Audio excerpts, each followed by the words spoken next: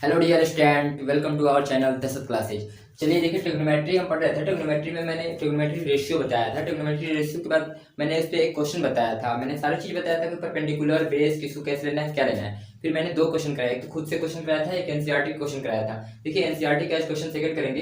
NCERT के जो important question है कुछ करा देंगे और उसके बाद आप खुद से कीजिएगा। नहीं होगा तो आप हम पे व्हाट्सअप कर सकते हैं, मैंने व्हाट्सअप नंबर दे दिया है। चलिए इसमें क्या है, देखिए कहा है कि आकृति दी गई है, आकृति में इस आकृति दी गई है, आकृति में कुछ डायमेंशन दिया गया है। इससे क्या करना है आपको, इससे मान करना है tan p minus cot r की क्या करना है, वैल्यू आपको फाइंड करना है। तो सबसे पहले आकृति में देखेंगे यहाँ पर क्या हो रहा है कि राइट एंगल ट्रायंगल एक बन रहा है 90 डिग्री, ठीक है 90 डिग्री। अब इसमें क्या करेंगे, सबसे पहले देखिए कि परपेंडिकुलर यानी लंब दिया है और क्या दिया है, कट दिया है। इसमें आधार हमको नहीं पता, तो बाई पाइथागोरस थ्योरम,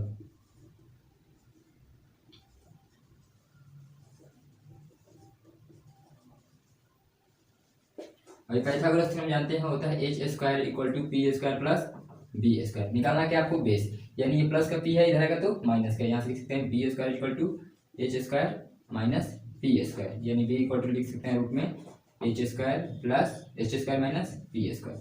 अब देखिए एच का स्क्वायर, एच कितना है जी, यह डिफरेंस कितना है 13 का स्क्वायर हो जाएगा, माइनस पी स्क्वायर, पी कितना है 12 का स्क्वायर। अब देखिए आप जानते हैं कि 13 का स्क्वायर होता है 169 और इसका होता है 144, ठीक है। यहाँ से b इक्वल टू, देखिए तो ये हो जाएगा b इक्वल टू रूट में, और ऐसे माइनस कीजिए, देखिए 9 में से 4 जाएगा 5, 6 में से 4 जाएगा 2, 1 में से 1 जाएगा कुछ नहीं, 0 बचेगा। यानी यहाँ से आपका b इक्वल टू आ गया रूट 25, तो b इक्वल टू आ जाएगा यहाँ से 5, ये आ गया बेस हमारा 5, बेस हो गया 5। अब चलिए बहुत सिंपल क्वेश्चन है, आगे कैसे करेंगे जरा ध्यान दीजिएगा।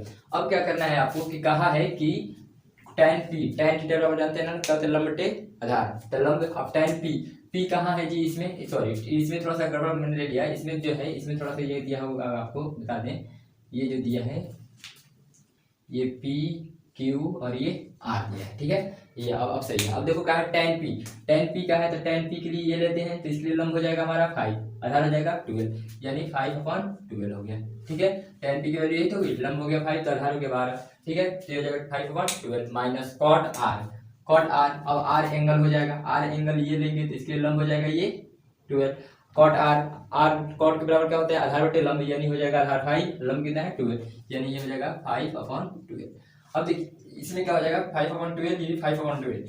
अब इसको एलसीएम लेंगे तो 12, 5 माइनस 5, ये हो जाएगा 0/12, कुल मिला के आंसर आएगा 0। इस प्रकार से आपका आंसर आएगा, दूसरा क्वेश्चन हुआ कंप्लीट। मिलते हैं,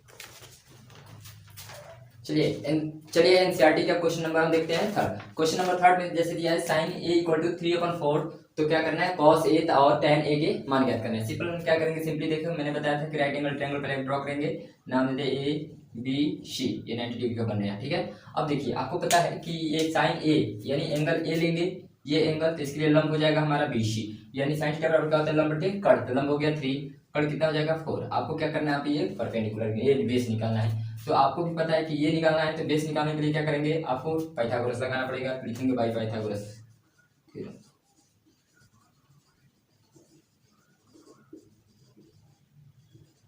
बाई पाइथागोरस थ्योरम। वो होता है H square equal to P square plus B square.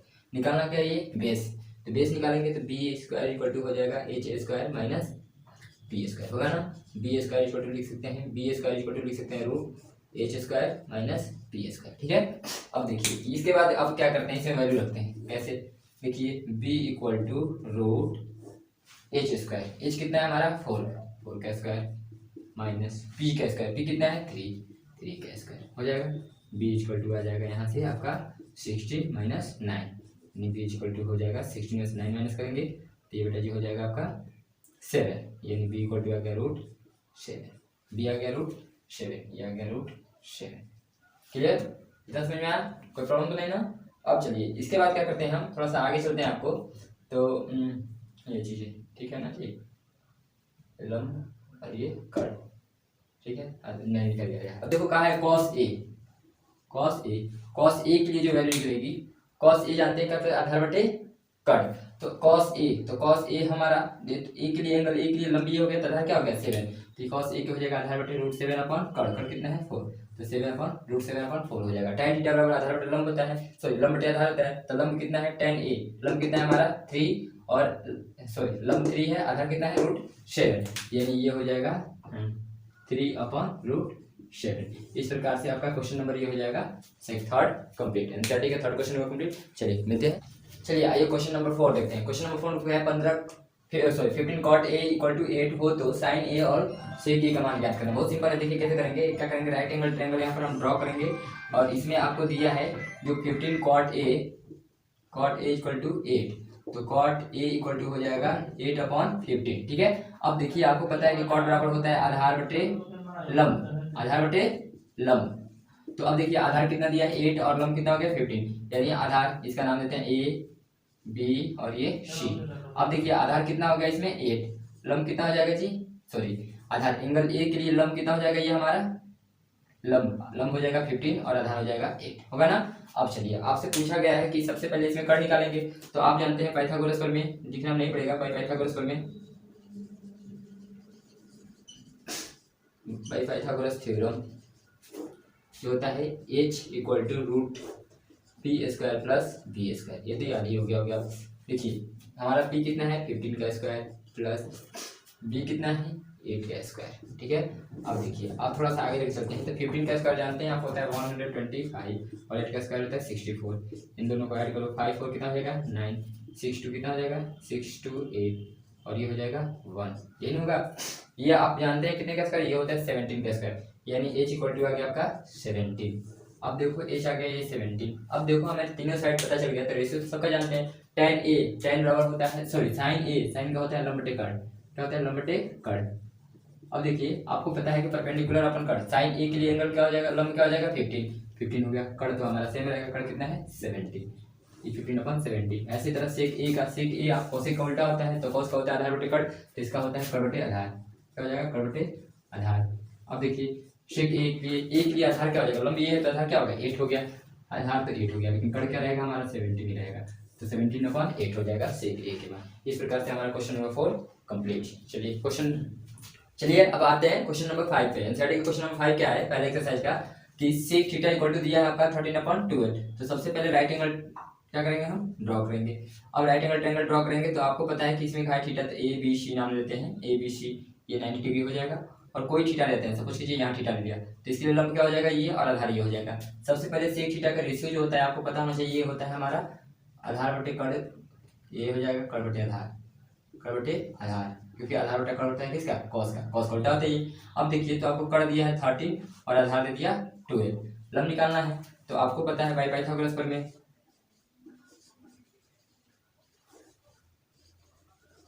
By Pythagoras theorem, ये होता है हमारा h square equal to P square plus B square. यहाँ से निकालना है क्या है पी स्क्वायर इक्वल टू हो जाएगा h square minus B square, होगा ना, यानी p इक्वल टू हो जाएगा root h square minus B square. ठीक है, अब चलिए इसमें वैल्यू रखते हैं। अब देखिए p इक्वल टू हो जाएगा रूट h का स्क्वायर यानी 13 का स्क्वायर माइनस b का स्क्वायर बेस का स्क्वायर यानी 12 का स्क्वायर, यानी p इक्वल टू हो जाएगा रूट 13 का स्क्वायर होता है 169 माइनस 144।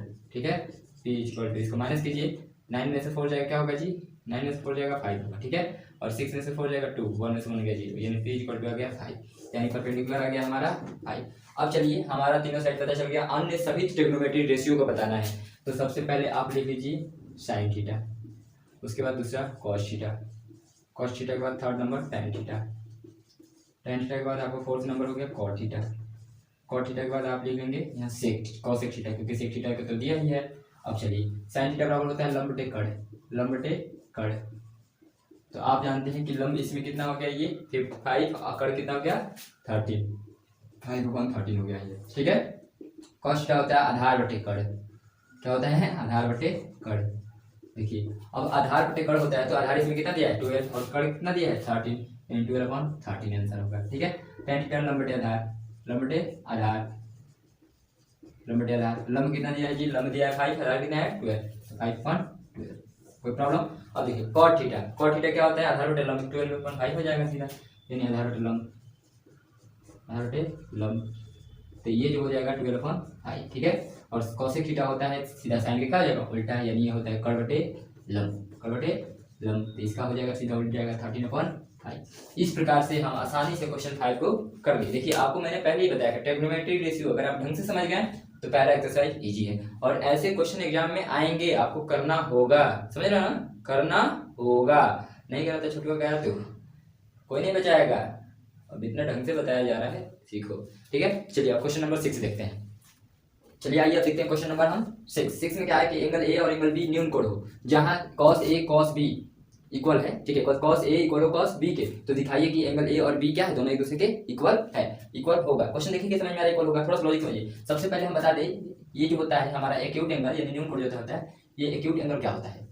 जो एक्यूट एंगल में होता है छोटू, जानते हो ना क्या होता है कि वो लेस देन 90 होता है। जो थीटा होगा हमारा लेस देन 90 यानी 90 डिग्री से छोटा जो भी कोण बनेगा सब क्या होगा, एक्यूट एंगल, न्यून कोण होगा। अब देखो जैसे कहा एंगल ए और बी दोनों क्या एक्यूट एंगल है, तो अब ध्यान दीजिए कि एक ट्रायंगल बना रहे हैं और इसमें नामकरण कर रहे हैं हम, जैसे ए और ये बी और ये सी, मैंने नाम दे दिया। ठीक है, अब देखिए इसमें आपको ये पता है कि एंगल सी पर कितना बन गया, 90 डिग्री। अब 90 डिग्री बन गया तो आप एक ट्रायंगल की प्रॉपर्टी पढ़ेंगे, sum of all interior angle in a triangle is 180, यानी एक त्रिभुज के अंतः कोणों का योग हमारा कितना होता है, 180। तो अब देखो आपको पता चल गया कि ये 90 है और ये एंगल हमें पता करना होगा।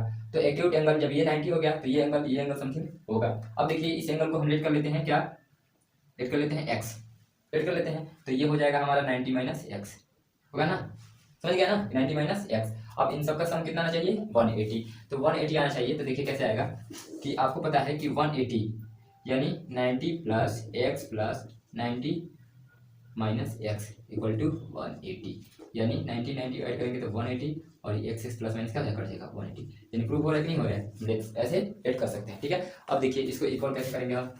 अब आपको पता है कि इतना आ गया, तो देखिए सबसे पहले यहाँ पे जो रिलेशन दिया है cos a equal to cos b, cos a equal to cos b, cos a equal to क्या है, cos b है। अब आपको पता है कि एंगल a, ये एंगल a जब लेंगे तो आपको लंब हो जाएगा ये, यानी आधार हो जाएगा हमारा ये, यानी हमारा जो लंब होगा ये BC हो जाएगा और आधार हो जाएगा AC, समझ रहे हैं ना, ए एंगल के लिए। तो इसके लिए हम लिखेंगे तो क्या हो जाएगा हमारा AC, आधार हो जाएगा AC अपॉन कट कितना रहेगा हमारा A और B, ये रहेगा। अब देखिए अब देखते हैं इसके लिखकर cos B के लिए B हो गया, तो इसके लिए आधार क्या हो जाएगा B और C, आधार हो जाएगा B और C, लेकिन हमारा कट क्या होगा ये A और B, कट हो जाएगा A और B। अब देखिए आपको पता चला कि A और B और AC और BC, यानी AB से AB हो जाएगा कैंसिल, बचेगा हमारा AC इक्वल टू B और C।